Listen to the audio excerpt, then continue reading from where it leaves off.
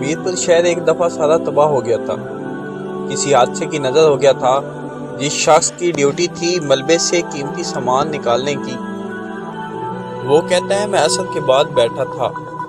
एक बूढ़ा आदमी और उसकी बीवी गधे पर चंद बोरियां रखी हुई और वो हाँकते हुए आ रहे थे। मैं आगे बढ़ा और पूछा, बुजुर्गों, शाम का ये वक्त है, किधर जा रहे हो? कहने लगे, बेटा, वो बैतुल माल का दफ्तर कहाँ है? मैंने कहा, क्यों?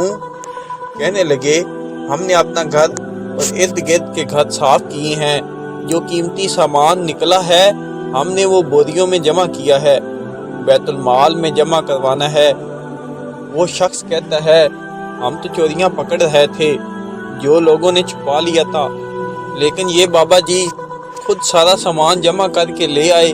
मैंने कहा, बाबा जी, क्यों आपने तकल्लुफ़ किया, मुझे बुला लेते। कहते हैं, वो दोनों मियाँ बीवी इतना रोए कि ज़मीन पर बैठ गए।